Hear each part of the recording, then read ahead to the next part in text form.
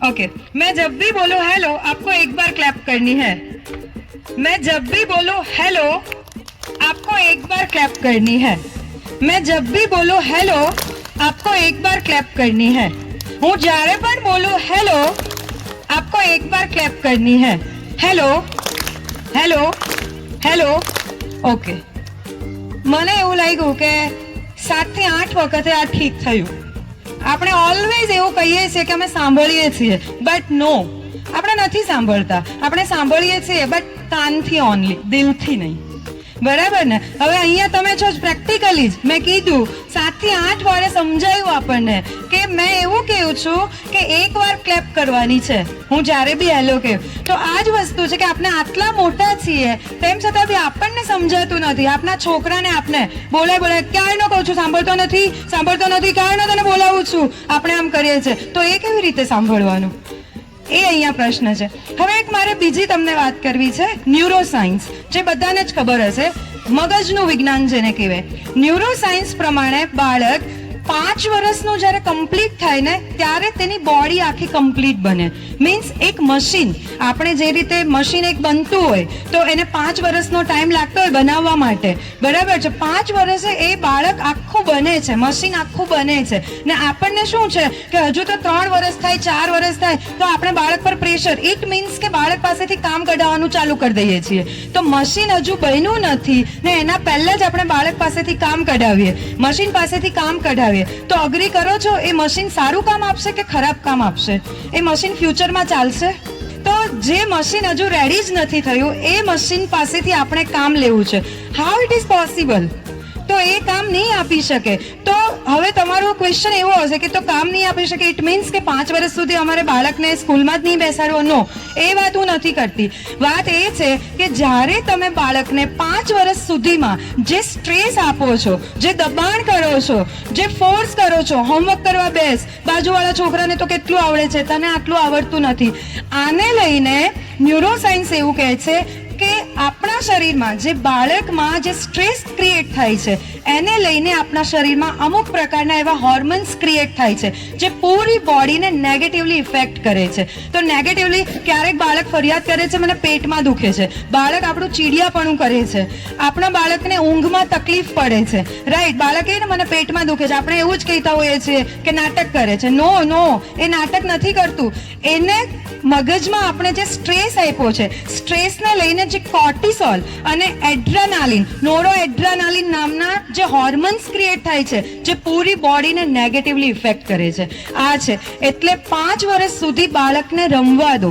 જેટલું એને રમવા દેશો ને એટલું એનું મગજ વધારે વિકસિત થશે. પણ જેટલું તમે એના પર પ્રેશર કરશો એટલું જ એ બાળકનો વિકાસ રૂંધાશે, ક્યારેય થશે નહીં. પછી ભવિષ્યમાં એ મશીન સાથે તમારે કામ કરાવવું છે બટ ઓબ્વિયસ એ કોઈ કામ નહીં કરી.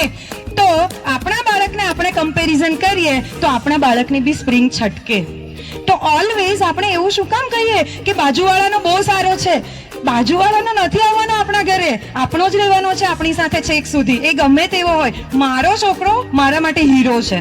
સમજમાં આવે છે? હા, તમે કમ્પેરિઝન કરો પણ જો એવી કમ્પેરિઝન, બાજુવાળાનો જો પેલો નાનો છે તો બી દવા કેટલી સારી રીતે પી લે છે અને તું તારા તો નાટક જ હોય આમ તેમ. નો, એવી રીતે નહીં. બાજુવાળાનો છોકરો દવા પીવે છે ને તે જોયું જ બેટા, રાઈટ? તું તો એના કરતા બી વધારે સારી રીતે પી શકે, મને ખબર જ છે. જોજે હમણાં તું પી જશે. પણ નો, આપણી પાસે આવો ટાઈમ જ નથી. આવું કોણ કરે? ચાલ પી લે, નહીં તો 1 ફૂટ મારું છું, આમ કરું છું, તેમ કરું છું. એવો એક એવો ફંડા ક્રિએટ થયો છે કે હાઈ ફાઈ સ્કૂલ, જેટલી હાઈ ફીસ હોય ને તેટલું સ્ટેટસ આમ વધારે સારું એમ.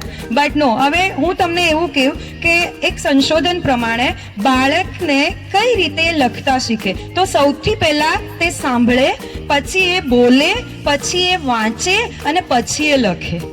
અને આપણે ત્યાં બધી જ સ્કૂલમાં ઊંધું હોય છે. શું પહેલે દિવસથી જાય, એટલી હાઈફાઈ સ્કૂલમાં બી હોય તેમ છતાં બી પેન્સિલ પકડાઈ દે, પેલો બિચારો ઘૂંટા જ કરે ને ખબર જ નથી હું શું ઘૂંટી રહ્યો છું. ખબર પડે, સમજમાં આવે છે ને? ખબર જ નથી. પછી મમ્મી એમ કે પેલા છોકરાને પહેલો નંબર આવ્યો, તું આ વખતે કરીશ ને તો તારે બી નંબર આવશે. પછી છોકરો એમ કે મમ્મા મેં આટલું તો કર્યું, મને નંબર આપને. એને તો એવું છે નંબર એટલે કોઈ વસ્તુ છે. સમજવા, એને પોતાને ખબર જ નથી કે એજ્યુકેશનનું ઇમ્પોર્ટન્સ શું, તો આપણે એની પાસે એવી કોઈ અપેક્ષા નહીં રાખીએ. તો મેં જે પ્રમાણે કહું છું કે આપણે સૌથી પહેલા લખવાનું નહીં. બાળકો જ્યારે સ્કૂલે જાય ને, મમ્મી પપ્પાની એક જ એક્સપેક્ટેશન હોય કે મારો છોકરો હજુ લખતા નથી થયો, હજુ મારો છોકરો લખતા નથી થયો. 1 મહિનાથી જાય છે, 2 મહિનાથી જાય છે, બટ નો, આ સ્કૂલ એવી છે કે જ્યાં તમે છોકરાને મૂકો છો તો લખતા પહેલા નહીં શીખવાડે. 3 મહિના 4 મહિના બી પાસ થઈ જાય, નો રાઇટિંગ. કેમ? એ મેં તમને કીધું ને કે જે મશીન છે તેના જે સ્પેર પાર્ટ્સ છે તેને મજબૂત કરે છે.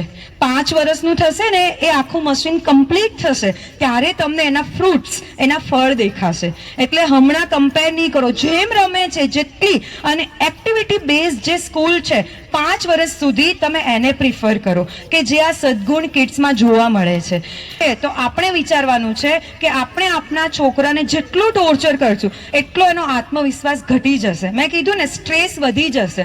સ્ટ્રેસ વધશે એટલે એની બુદ્ધિને તાળું લાગી જશે, એ કોઈ નવા વિચારો નહીં કરી શકે. કે જ્યારે અંગ્રેજો ઇન્ડિયામાં આવ્યા તો એ લોકોને એવું હતું કે આપણા અહીંના લોકોનું આઈક્યુ લેવલ એટલું ફાસ્ટ, મીન્સ એટલું હાઈ હતું અને આપણા લોકોની જે ફિઝિકલ એબિલિટી છે તે બહુ હાઈ હતી. તો આવીને સૌથી પહેલા એને 2 પર ટાર્ગેટ કર્યો કે આ લોકો આટલા સક્ષમ કઈ રીતે છે, ફિઝિકલી ફિટ, બરાબર. તો એ 2 વસ્તુ એને જોઈને, તો આપણે ખાવા પીવાની વાત હમણાં નથી કરતા અંગ્રેજોએ શું કર્યું આપણી સાથે, પણ આપણી એજ્યુકેશન સિસ્ટમ, એમણે કીધું કે એનો આઈક્યુ ક્યાંથી એ થાય છે, તો એજ્યુકેશન સિસ્ટમ, તો એને બરબાદ કરી દેવો. તો આપણી એજ્યુકેશન સિસ્ટમ એટલી વોર્સ એજ્યુકેશન સિસ્ટમ લાવ્યા ઇન્ડિયામાં, રાઈટ. એને કારણે આપણા છોકરાઓ ગોખણિયા થઈ ગયા, ઇન્ક્લુડિંગ વી ઓલ્સો, રાઈટ. કે આપણે પણ એવા ગોખણિયા એજ્યુકેશન સિસ્ટમમાંથી બહાર નીકળ્યા, રાઈટ. બટ નરેન્દ્ર મોદીજી, તમે ઓળખો જ છો બધા એમને, એમણે લાવ્યા, એમણે આ થોડું પોઈન્ટ ડાઉન કર્યું કે આપણા ઋષિ મુનિઓ, કે જ્યારે એવો સમય હતો પહેલા ભારતમાં કે બહારથી લોકો અહીંયા ભણવા આવતા ને આજે અહીંયા કોઈ ભણવા રેડી નથી, અહીંયાથી બહાર જાય છે.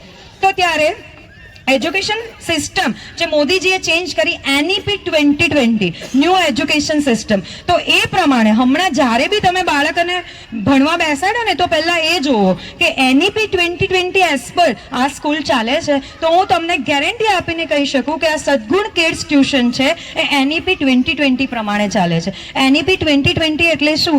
Skill base development, skill base education, કે બાળકની જે સ્કિલ છે એ પ્રમાણે. અહીંયા કોઈ કમ્પેરિઝન નથી થતી.